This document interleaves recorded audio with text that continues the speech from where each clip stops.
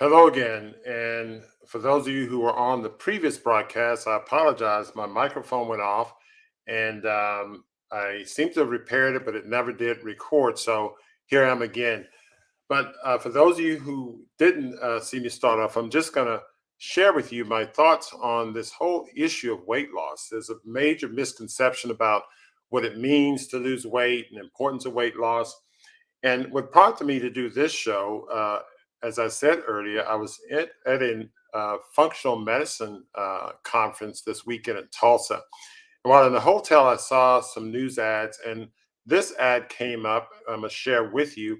It was about Jenny Craig going out of business. Now, the news report talked about the whole issue of brick and mortar stores having a hard time competing against online ordering and e-commerce. But the other factor that was brought up here was the fact that Jenny Craig was also suffering from the disruption of these weight loss medications that are being used, that are typically used for diabetes, but are now being used off label for weight loss. In addition to that, I saw another news report about Weight Watchers. So Jenny Craig closing their corporate offices. Now, some of the franchises remaining open. But there's another news report about Weight Watchers purchasing a an online clinic, a telemedicine clinic, for the purpose of writing prescriptions for these weight loss medications. So, after seeing many commercials about weight loss medications, many of my patients coming in asking for these medications, I felt it necessary to come and give some insight to the general public about it. First and foremost, I want to tell you point blank, is my opinion that these medications are not good for you. I think they're poison. I think these medications at best should be used only temporarily. At best, they should only be used if you're diabetic and you need help controlling your diabetes for a temporary period of time while you're getting your lifestyle intervention working. But let me share some science with you, some evidence that we have in our clinic. We see lots of patients with cardiovascular disease, diabetes, hypertension, obesity, and the like. So, this is something that I think you need to know. And here's some science, which I think we should all base our clinical treatment on, based on solid science. Unfortunately, we use anecdotal evidence. Many of these drug trials are done for short periods of time. And if they see a positive outcome for a short period of time, they take that and they try to apply that to the general public. However, weight loss is a lifelong activity, not something that you want to generate for a short period of time. So, first of all, we need to think about losing weight safely and effectively. You need to understand that you're not sick because you're fat, if you are fat, but we're fat because we're sick. Now, that's an important statement that I want to break down and unpack. But before I do that, I want to encourage you to hit the thumbs up button, give us a like, some love. Also, share this with anybody and everybody. This video needs to go viral. Also, subscribe if you hadn't had the chance to, and hit the notification button so you can get notification on other videos. So anyway, we're not sick because we're fat because we're sick. There are many patients that I see who have advanced lung disease, heart disease, and even type 2 diabetes who are thin. They're in the normal BMI range. So not everyone who has chronic illness is fat. And so obesity in and of itself is not the cause. Obesity is an outward manifestation of an inward biochemical and physiological imbalance. And so you have to treat the root cause, the inward biochemical physiological balance that's going to make your body heal itself. And so not only will your diabetes go away, your high blood pressure go away, your arthritis will go away, but also your obesity, you'll lose weight or you'll obtain the optimal body weight. So let me share with you some of the evidence that we have compared to what you see with the studies on these weight loss drugs. We utilize a nutritional intervention on our patients who present to us with chronic heart disease. So we got a population of individuals with high cholesterol, high blood pressure, and obesity, a BMI greater than 30. The average BMI in our study was about 37. And we showed about a 6.2% weight loss per month in our study. It was a roughly 30-day study. and we saw about a 6.2% weight loss. These drugs, the common new drugs that are used, they're called GLP-1 agonists. That's the mechanism. I'll get into a little bit of that later. But they show about a 3%, a 3.3% weight loss per month. So a very significant difference in weight loss using a natural nutritional regimen compared to these medications. How about the effects on hemoglobin A1C? In our study, we saw a 3.4% reduction in hemoglobin A1C in 1 month compared to about a 1.7% reduction in hemoglobin A1C per month with these drugs. Now, you may think, well, how can you see a reduction in hemoglobin A1C in 1 month when hemoglobin A1C represents an average blood sugar over 3 months? And I'm often asked that question. In fact, the reviewers of the journal that we published asked that question as well. And the answer is simply this: hemoglobin A1C is affected by two major things. One is the average blood sugar, but also it's affected by fluctuations in blood sugar. So if you have wide fluctuation in blood sugar, the hemoglobin A1C will go up, even though your average blood sugar may not be very high and may not go up. So what we see is in a short period of time, we control those fluctuations in blood sugar, and therefore we can see a reduction in hemoglobin A1C.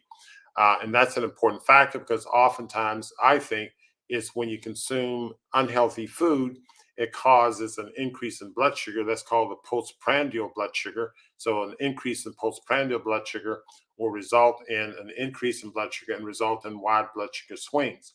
Now, looking at side effects of medications, I want to say virtually any medication will have a side effect. Now, you may have a symptomatic side effect. These are maybe a rash, allergic reaction, GI upset, or you can have silent side effects. And many people who take medication have side effects that they don't feel. So you can have asymptomatic side effects, and these are the worst kind because you can go on taking the medication for a long time, and after a certain period of time, you can have some organ damage, i.e., liver damage or kidney damage.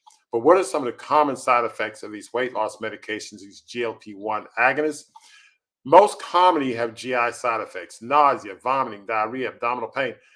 Constipation is in red here because this is really thought to be the major mechanism of action. What happens is that these drugs slow or decrease gastric emptying. They decrease the rate at which your stomach empty food. And so it creates a sense of fullness on a regular basis. And so you lose your appetite and you eat less. And so constipation is a major mechanism. Heartburn is another symptom, and burping is another common side effect. Now, there are severe side effects, kidney failure being one. As a patient presented to me on Montgomery, she had lost some weight. However, her renal function had decreased by about 40% when I drew blood from its baseline. Now, she was prescribed this medication by another physician. And so when I saw this, I had to discontinue this medication. Pancreatitis is another cause: increased heart rate, gallstones, depressions, thoughts of suicide, adverse change in vision, and serious allergic reaction are some severe side effects that can occur with one of these medications. These medications are very problematic. It's my prediction that in some time in the future, there's going to be a class action lawsuit. There'll probably be individuals with maybe pancreatic cancer or increased gastrointestinal cancer. If you think about it, increasing constipation predispose you to gastrointestinal problems such as cancer, diverticulitis, or the like, because constipation is not good for you. So it's a major problem.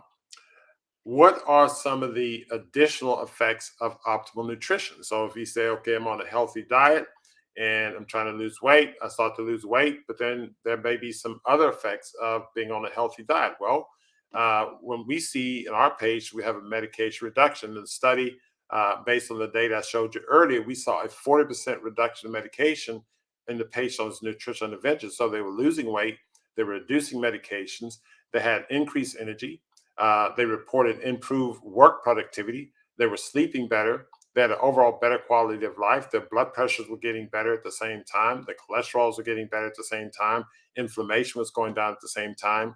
So that improved exercise capacity as well as reversal of other chronic illnesses as I laid out. In fact, we even had individuals with heart failure congestive heart failure had an improvement in their cardiac function or their pumping function of the heart. Now, I'll do a talk on that sometime in the future. So, the key is that you follow a nutritional regimen.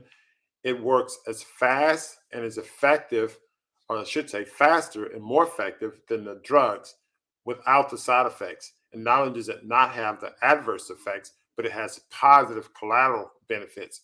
So let's take a case in point. One of the patients that followed this regimen, this is a 72-year-old man that came to our clinic. He had suboptimal blood pressure control. He had arthritis. He was inability to move. And during the COVID pandemic, he became more sedentary, as many people did. He gained more weight. He, took medication further. I think he was on about 6 or 7 medications for arthritis and the like. And the 2 years since the pandemic, he had gained weight. As I mentioned, he had shortness of breath with exertion. So he heard about our nutritional regimen, our interventional approach, and he decided to come. He had swelling, that LEE is lower extremity edema in both legs. Wasn't having chest discomfort, but sometimes shortness of breath when you exert yourself could be what we call an anginal equivalent. And sometimes people with cardiac disease, they don't get chest discomfort, but they can get shortness of breath with exertion. So I suspect this gentleman had, not only arthritis, but coronary disease, and he was symptomatic as a result of this. Now, baseline vital signs, his weight, 384 pounds, BMI 56.7, blood pressure 153/76, heart rate 95. Now, that heart rate of 95, in my opinion, is high. Your heart rate should be at least in the low 70s or high 60s. This heart rate of 95, even though technically it's in the normal range, this is a high heart rate. So he was in some form of hemodynamic distress.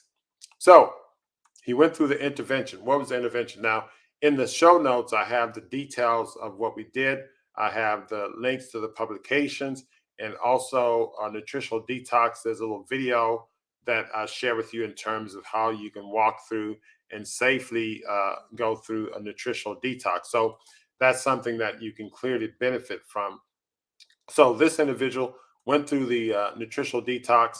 Now we had him on a time restricted eating pattern. I'll do another talk on time restricted eating. I've done one before on this channel, but I'll share the literature with that. That's very, very important. And he also was in our infrared sauna and used intravenous ozone therapy. These were adjuncts to reducing the inflammation. So time restricted eating, I just want to put one little pin in that. If you consume your foods more in the morning time, the first meal being no earlier than 10 a.m., the last meal being, say, no later than 5, we had him at 11 to 4, you will get significant weight loss, especially if you're following the nutritional regimen that we outlined here. And it doesn't take long. You're talking about days to weeks. You're feeling much better. The weight comes off and you're getting these benefits. So he underwent this nutritional detox regimen. And what we saw at baseline, as you saw, his weight was 384 pounds. In 1 month, he was down to 362 pounds. In 3 months, down to 325 pounds. That was a 15% weight loss in 3 months. Now, these weight loss medication, the best drug in the class, which is Montgomery, which actually has dual activity. It's not a simple GLP-1 agonist, but it has other mechanisms. It has the large amount of weight loss. It has about a 15% weight loss, but it takes 18 months. Most of the other medications result in about a 6% weight loss in about 18 months. Sometimes you get it in 9 months. But we saw a 15% weight loss in 3 months.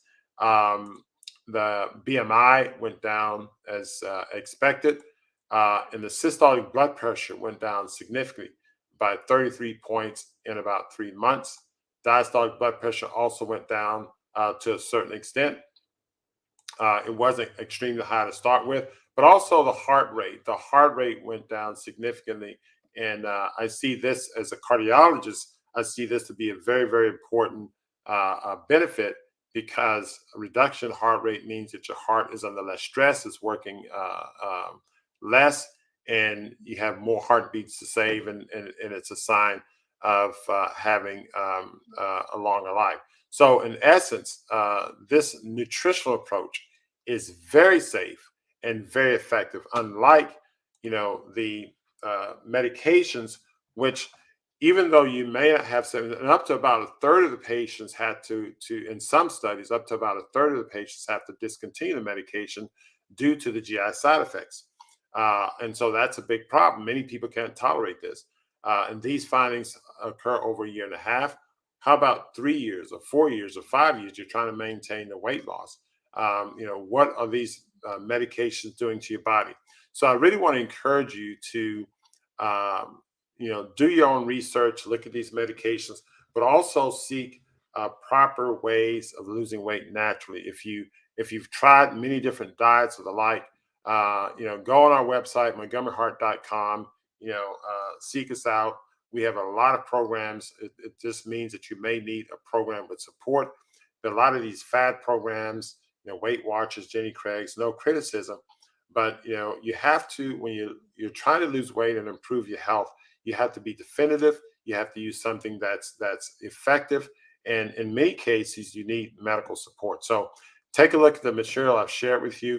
I'm sorry about the earlier video. We had the sound problems. I hope many of you were able to log back on and see this video. I'll get with my people and make sure that we remove that other one from the site so that you can only watch this one. But until next time, take care, and I hope you have a healthy, optimal health journey.